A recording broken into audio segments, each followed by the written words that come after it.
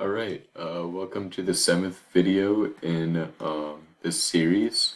We're going to go over some examples with product rule. We proved it in the last video, but I ran out of time, so we're going to go through some examples, and this will also serve as a review for the previous rules, like factoring out constants, splitting up the derivatives, chain rule, power rule, all of that stuff. So let's get into it. Just a quick review. We have this function f of x, and it's the product of two other functions, then the derivative of f of x is just going to be g prime of x times h of x plus h prime of x times g of x.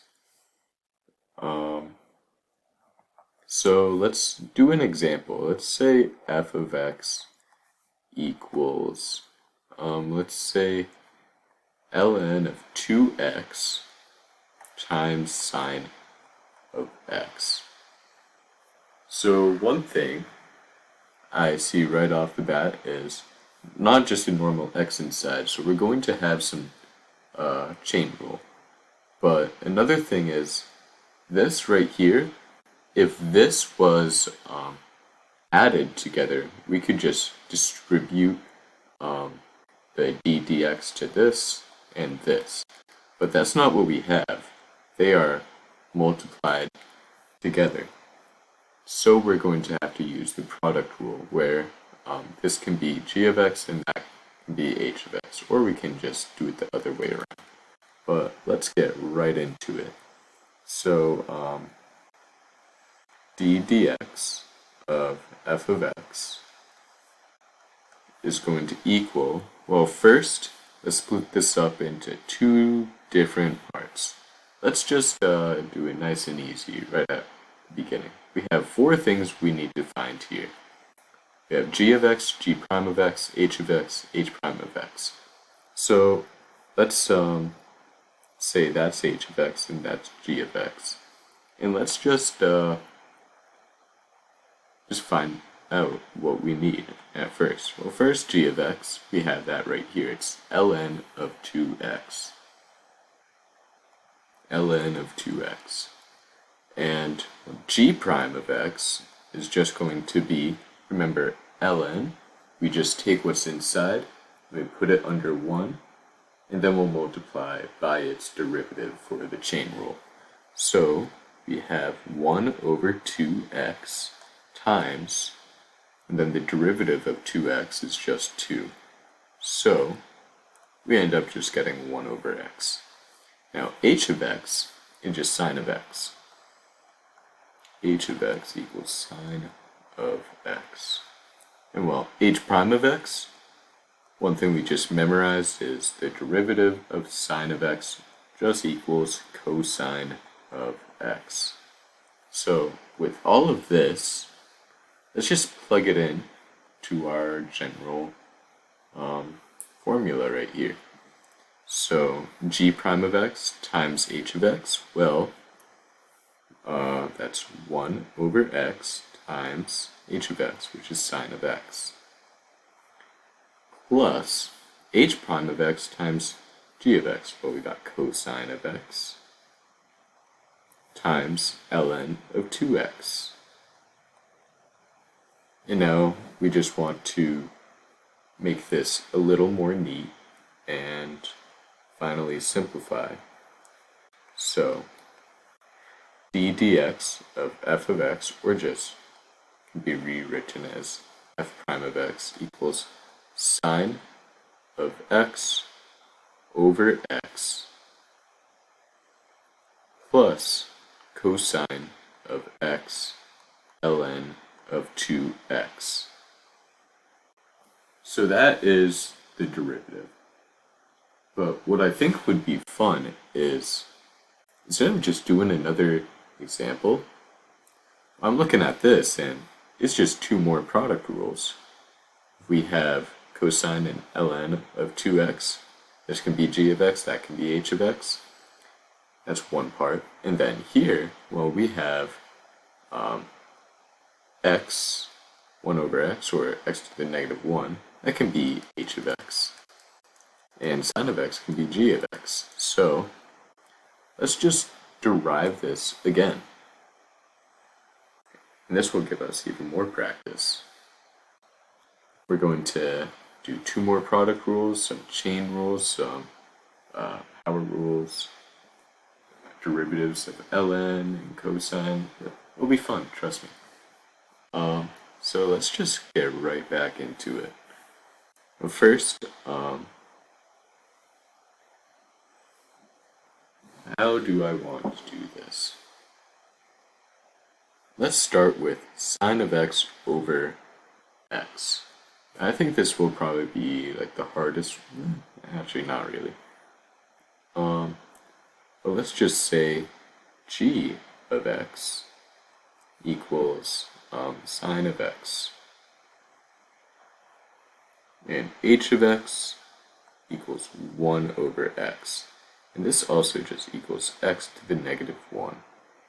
Remember, a negative exponent just means it's in the denominator. And, well, g prime of x just equals cosine of x.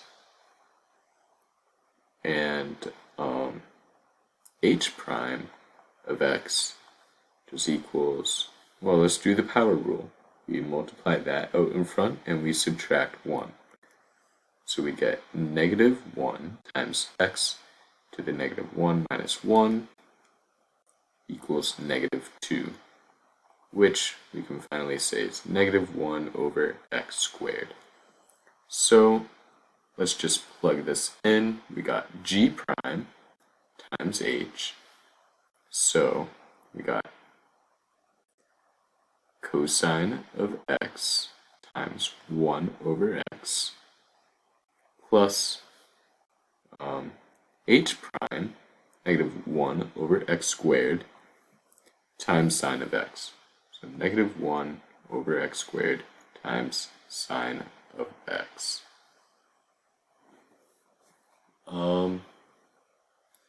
And remember, we are finding the second derivative. But remember, we're not done yet. We only did this part. We still have this part right here. So let's do that.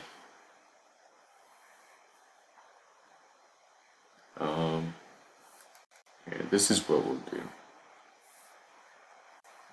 Actually, we'll keep that just in case you want to keep looking at it. And we'll just move on over here. Let's instead of like g of x and h of x, I mean, they're just letters. We can pick any letter. So because we have a second part, let's do 2 more letters. Let's do I of x and j of x. So first, let's split this up into 2 parts. And we'll say I of x equals cosine of x, and j of x equals ln 2x. So I prime of x is just negative sine of x.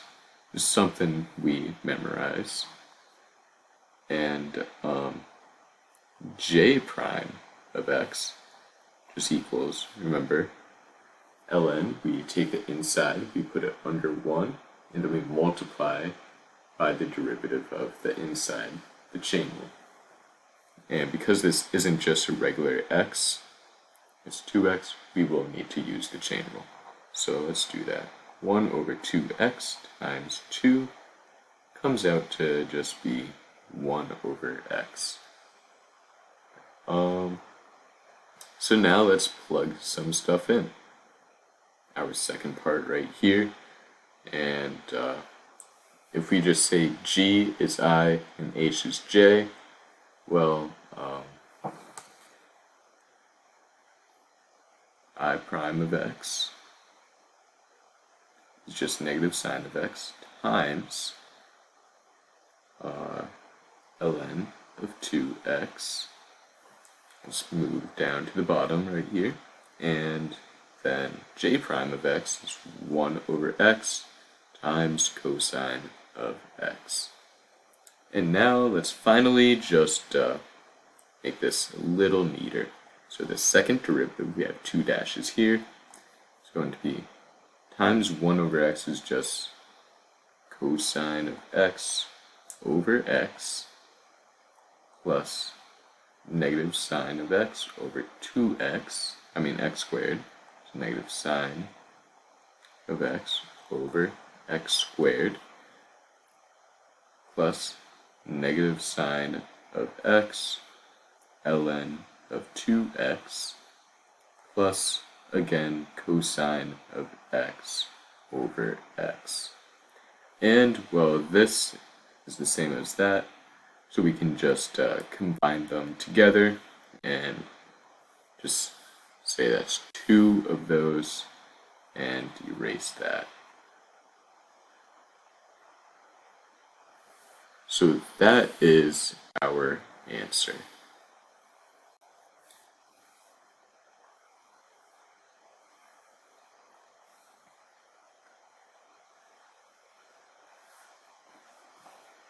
So, real quick, our beginning function, ln of x times sine of x, and then we took the derivative of that, and we got sine of x over x plus cosine of x times ln of 2x. And then we decided to take the derivative of this, just for fun, or the second derivative of this, and we got this monstrosity. And, well, just to put in context a little bit of physics behind this, we're going to do some more applied examples later. We'll probably look at some like AP exam problems, like open response. But for now, we're just going to get all the tools so we can actually tackle those problems. But if this was our position function, like where you're standing, the derivative of position is velocity. So this would be our velocity function. You plug in a value for x, you will get your velocity. And then the derivative of velocity, or the second derivative of position, is your acceleration. So you plug in a value for x and into here, and you will get your acceleration at that point. So hopefully that was a good review of pretty much all of the derivative rules that we went over so far. I think in the next episode we're going to go over some quotient rule, and I think that's like the last main derivative rule. After that, I'm not sure what we'll do. We'll probably look at graphs, then maybe we'll tap into some integrals.